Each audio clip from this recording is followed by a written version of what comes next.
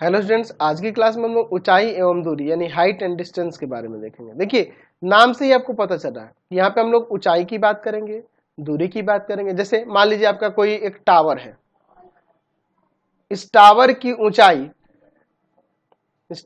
ऊंचाई क्या होगी?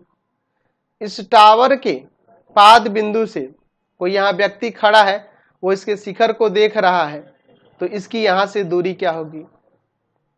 ठीक है। या इस टावर के शिखर को देखने पे यहाँ जो कोण बनेगा वह कोण क्या होगा? इस प्रकार से हम लोग यहाँ पर इस चैप्टर में ऊंचाई के बारे में और दूरी के बारे में डिस्कस करने वाले हैं। ठीक है, तो इसलिए इसका नाम पड़ गया है ऊंचाई एवं दूरी यानी हाइट एंड डिस्टेंस। जैसे कोई मान लीजिए यहाँ पर एक पुल है ना।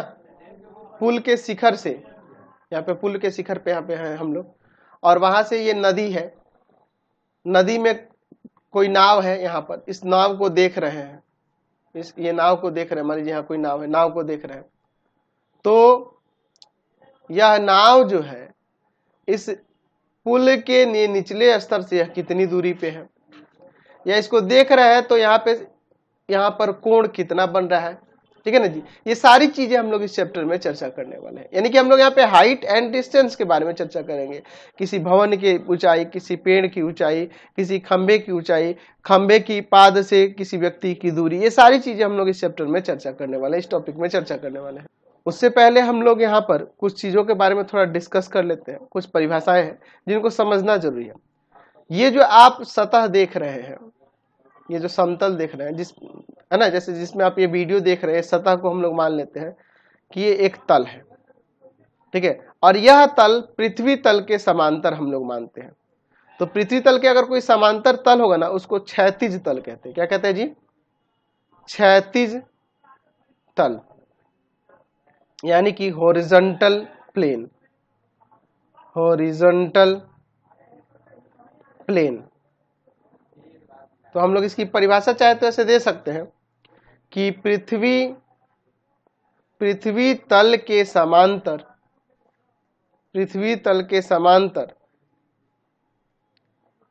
खींचे गए तल को क्षैतिज तल कहते हैं। ठीक है, अब इस तल पर मान लीजिए ये पृथ्वी तल के समांतर तल खींचा, और इस तल पर मैं कोई यहां पर रेखा खींच देता हूं जो इस तल के समांतर है, क्षैतिज तल के समांतर है, या क्षैतिज तल के ऊपर हम लोग ये खींचे हैं। ठीक है, तो क्षैतिज तल पे जो समांतर रेखा खींचेंगे उसको हम लोग क्षैतिज रेखा कहते हैं। क्या कहते हैं जी? क्षैतिज रेखा, यानी कि हॉरिजॉन्टल लाइन। हॉरिजॉन्टल लाइन, इसकी परिभाषा आप यहाँ पे दे सकते हैं कि क्षैतिज तल के समांतर खींची गई सरल रेखा को क्षैतिज रेखा कहते हैं। क्षैतिज रेखा कहते हैं। ठीक है ना जी। अच्छा, अब हम लोग बात करते हैं, मान लीजिए इस क्षैतिज रेखा के ऊपर एक यहाँ पर मान लीजिए कि एक बनाया जा रहा है, एक खंभा ही है।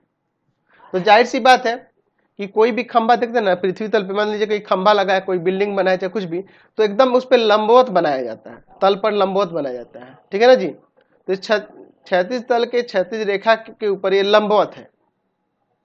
ठीक है, ये लंबवत है। अब यहाँ पर इस खंभे के शिखर को यहां से कोई व्यक्ति देखता है।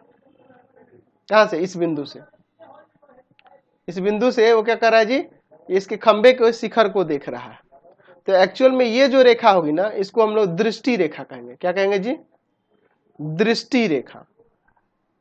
दृष्टि रेखा, यानी कि अंग्रेजी में कहेंगे लाइन ऑफ साइट।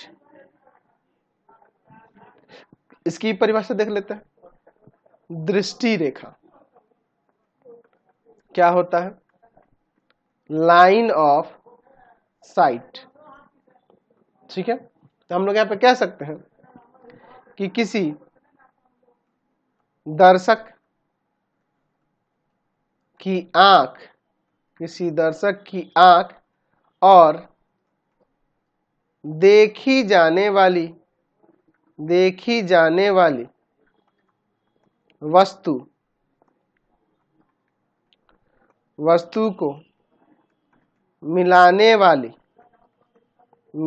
वाली रेखा को दृष्टि रेखा कहते हैं। दृष्टि रेखा कहते हैं। ठीक है ना जी, समझे बात को। देखिए ये दर्शक का आंख है और यहाँ ये वस्तु जिसको देखा जा रहा है, तो उसको मिलाने वाली रेखा को दृष्टि रेखा। ये दृष्टि रेखा ये आपकी क्षैतिज रेखा हो जाएगी और ये तो आपका खंभा है जो लंबवत है। ठीक है, अब देखिए एक्चुअल में जब ये दर्शक देखेगा इसके शिखर को तो कुछ कोण पे दिखेगा।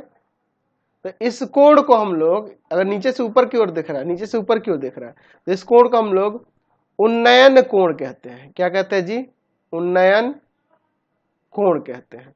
तो चलिए इसकी भी परिभाषा मैं दे देता हूं। उन्नयन कोण क्या होता है? उन्नयन कोण अंग्रेजी में कहते हैं angle of elevation. Angle of elevation, ठीक है। उन्नयन कोण यानी कि नजर को नीचे से ऊपर उठाकर देख रहे हैं, उन्नयन देख रहे हैं जी, तो उसको हम लोग क्या कहते हैं जी? उन्नयन कोण कहते हैं। यहाँ पे लिख सकते हैं कि जब वस्तु दर्शक से ऊपर हो तब दृष्टि रेखा और दर्शक की आंख से गुजरने वाली क्षैतिज रेखा, गुजरने वाली क्षैतिज रेखा के बीच बने कोण को उस वस्तु का उन्नयन कोण कहते हैं। उन्नयन कोण कहते हैं। देख लीजिए, दृष्टि रेखा नीचे से ऊपर, मतलब वस्तु जो हो व्यक्ति के ऊपर की ओर हो, तो दृष्टि रेखा और उस व्यक्ति के आंख से गुजरने वाली जो क्षैतिज रेखा है उसके बीच का कोण उन्नयन कोण होता है, एंगल ऑफ एलिवेशन होता है। ठीक है, अगर मान लीजिए कोई व्यक्ति नीचे यहाँ वस्तु रखी हुई है और वो कहीं ऊपर यहाँ पे शिखर पे है, किसी टावर के शिखर पे है, यहाँ पे है, उससे इसको देख रहा है, तो इस कंडीशन में अगर वो यहां से देख रहा है तो जाहिर सी बात है ये वाला क्षैतिज रेखा हो जाएगा जो डॉटेड मैंने खींचा है। अच्छा, ये वाली आपकी दृष्टि रेखा हो जाएगी, ठीक है। अब इसको ऐसे मिला देते हैं, अभी यूज होगा इसका, ठीक है। और यहाँ वाला कोण जो होगा ऊपर से नीचे की ओर देखेगा, तो ऊपर से जब नीचे की ओर देखेगा तो उसको अवनमन कोण कहते हैं। ऊपर से नीचे यानी कि अवनमन कोण, इसकी भी परिभाषा आप दे सकते हैं। अवनमन कोण क्या होता है? अवनमन कोण क्या होता है यानी कि एंगल ऑफ डिप्रेशन क्या होता है, ठीक है। एंगल ऑफ डिप्रेशन क्या होता है, तो हम लोग लिख सकते हैं इसकी परिभाषा कि दर्शक की आंख से जब कोई वस्तु कहाँ हो? नीचे हो ना जी, वस्तु नीचे हो या कम ऊंचाई पे हो, तो क्षैतिज रेखा तथा दृष्टि रेखा के बीच के कोण को अवनमन कोण कहते हैं। उस वस्तु का अवनमन कोण कहते हैं, ऐसे लिख देते हैं। उस वस्तु का अवनमन कोण कहते हैं, ठीक है ना जी, अवनमन कोण कहते हैं, ठीक है। तो देखिए एक्चुअल में ये क्षैतिज रेखा इसके समांतर होगी हमेशा। तो जब ये समांतर होगी तो जाहिर सी बात है ये वाला कोण इस कोण के बराबर होगा, ये वाला कोण इस कोण के एकदम बराबर होगा। एकांतर अंतःकोण से ये तिर्यक रेखा काम करेगा। इसका मतलब यहाँ से पता चला है कि हमें कि अवनमन कोण जो है, अवनमन कोण उन्नयन कोण के बराबर होता है, उन्नयन कोण के बराबर होता है, उन्नयन कोण के बराबर होता है। ये दोनों इक्वल होते हैं, अवनमन कोण और उन्नयन कोण। कैसे? एकांतर अंतःकोण से, अल्टरनेट इंटीरियर एंगल से ये बराबर होते हैं। ठीक है, ये हमें ध्यान में रखना होगा। ठीक है, इस चैप्टर में इस आने वाले क्वेश्चंस को बनाने के लिए यहाँ पे त्रिकोणमितीय अनुपात के जो सूत्र थे ना, जैसे साइन थीटा इक्वल टू में था आपका लंब और बटा में कर्ण, कॉस थीटा इक्वल टू में था आधार बटा कर्ण, टेन थीटा इक्वल टू में था परपेंडिकुलर बाई बेस, है ना जी, लंब बटा में आधार। इसके साथ साथ कॉट का भी यूज कर सकते हैं कहीं कहीं, बी बाई पी, ठीक है ना जी, लेकिन हमें ज्यादातर यही तीनों का प्रयोग करना और इसी पे पूरा एक्सरसाइज है। तो अलग आगे हमें कोई दिक्कत नहीं होने वाली है, आसानी से आप बना पाएंगे। तो फिलहाल आज की क्लास में इतना ही, नेक्स्ट वीडियो में आगे देखेंगे। आपको हमारे 3 चैनलों को सब्सक्राइब करना होगा। पहला है path finder classes Chhapra, path finder classes Chhapra. दूसरा है आपके पास भारती भवन रविकांत सर, रविकांत सर। और तीसरा चैनल है Ravikant sir, Ravikant sir RD Sharma solution, RD Sharma solution. तीनों चैनलों को सब्सक्राइब कर लेंगे। इससे रिलेटेड वीडियो के लिए सीधे डिस्क्रिप्शन में, इससे रिलेटेड नोट्स के लिए गूगल पे जाकर सर्च करेंगे www.ravikansar.in और यहाँ जाकर आप सभी क्लासेस के नोट्स, उनके पीडीएफ को डाउनलोड कर सकते हैं, पढ़ सकते हैं। इंस्टाग्राम और फेसबुक पे जाकर पाथफाइंडर क्लासेस छपरा को लाइक एंड फॉलो करना नहीं भूलेंगे। Thanks for watching the video. Comment करके जरूर बताएं कि हमारे चैनल की वीडियोज आप सभी को कैसे लगते हैं। Thanks for watching.